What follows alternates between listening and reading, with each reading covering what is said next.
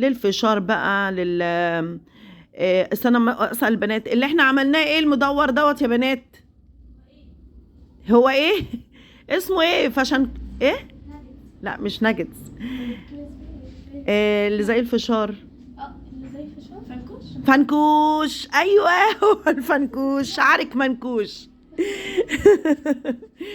هو الفنكوش ترشيه عليه كده بيبقى جميل جدا، والله العظيم كنا عاملينه كده يلا جل من ليسه، انا نسيت الاسم. يا حبايب ومشاهد ازيكم عاملين ايه؟ وحشتوني جدا جدا بجد والله.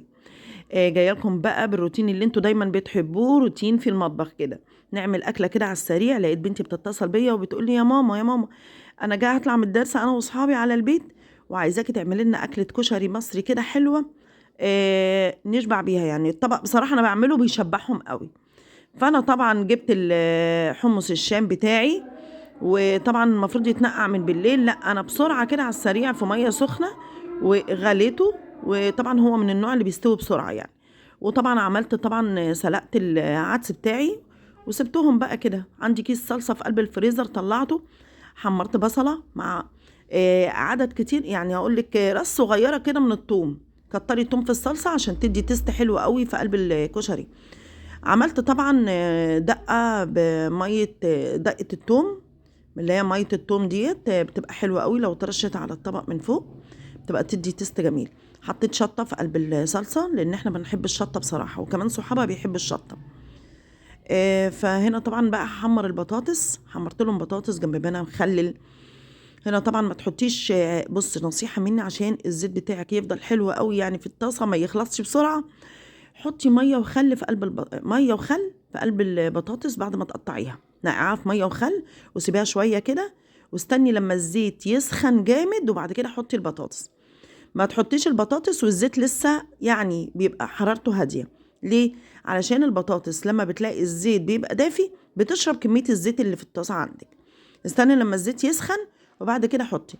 بصوا بقى انا بقلب بايديا، بصوا بقى الحركه دي تا تا تا تا تا محدش يقلدني. انا متعوده ان انا اعمل كده، بقلب البطاطس كده بايديا بس مش بشيلها بايدي، يعني بحاول ان انا اسويها كده في قلب الطاسه يعني. وبحط كميه قليله علشان البطاطس تطلع مقرمشه وما تتكسرش معاكي وانتي بتقلبيها. هنا طبعا خلاص الصلصه ابتدت ان هي ايه يعني تستوي معايا. وحطيت لها التوابل بتاعتها اللي هي السبع حبات. بصراحه انا بستعمل السبع حبات في الحاجه الوحيده في الاكل بتاعي كله. وساعات انا بعملها في البيت، خلي بالكم هعملها على رمضان ان شاء الله. تابعوني وشوفوني انا بعمل 7 حبات كده عشان الاكلات بتاعتنا بقى في رمضان. عديها يا رب على خير ان شاء الله، والاسعار ترخص لان احنا مش عارفين احنا هنعمل ايه في رمضان. ومن يتوكل على الله يجعل له مخرجا. فاحنا رامين اتكلنا على الله باذن الله.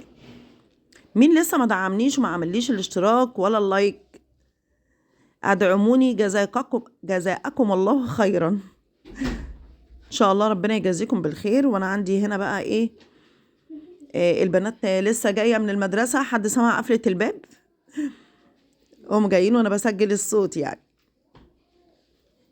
ايه الاخبار؟ كان يوم ظريف يوم لطيف. بيقولوا لي جدا. هنا طبعا يا جماعه زي ما انتم شايفين البطاطس انا خلصتها كلها. بصوا طعمها ايه. شكلها كده بيقول لكم ان هي مقرمشه. عايزه اقول لكم الخل بيساعد على قرمشه البطاطس كمان. ده غير انه بصوا كميه الزيت اهي زي ما انتم شايفينها اهي زي ما هي، ناقص منها حاجات بسيطه خالص خالص خالص. احنا طبعا بقينا نخاف نعمل كيكه واي حاجه خايفين للزيت يخلص.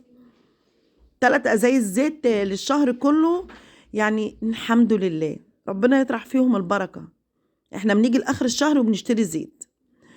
هنا طبعا عندي الرز ابو شعريه اللي انا عاملاه اهو. عاملاه حلو قوي مفلفل اهو يعني. طبق حلو جدا وعايزه اقول لكم والله بيشبع. بس عايزه اقول لكم الاكله دي كلفتني اكتر من 80 جنيه. والله العظيم اكتر من 80 جنيه. احنا كنا زمان بنعملها قبل غلاء الاسعار ما كانتش بتعدي ال50 جنيه، يعني قبل ما توصلي ل50 كمان 30 40 جنيه تعمل لك اكله كشري مصري. دلوقتي اكله الكشري المصري دي تكلفني 85 جنيه. اه والله يعني الرز بس لوحده ب22 ولا ب21. المكرونه ب20. العدس دوت النص الربع عامل 12.5. ده غير قلت للراجل يديني يعني ب10 جنيه حمص الشام، مرضتش اجيب ربع، يعني اقل من ربع. فحرام يا جماعة بجد، في ناس مش عارفة تعيش والله العظيم. في ناس يمكن احنا هو تعرفنا بنعمل أكلة كده بتاع. بصوا طبعا انا حطيت الرز الاول وبعد كده المكرونة، بعد كده بحط اللهم صل على النبي، فكروني هحط حمص الشام والصلصة. ما عملتش الورد اللي هو عبارة عن البصل اللي بيتبدر بالنشا. انا ما بحطوش، ما عملتوش، لان بصراحة هو انا بيعمل لي حموضة، عيالي مش بيحبوه وانا مش بحبه. وكمان صحاب بنتي يعني انا قلت لشاد اساليهم كده عايزين بصل ورد، قالوا لا، يعني ما حدش بيحبه، فعلشان كده ما عملتوش. فانت لو حابه تعمليه اعمليه.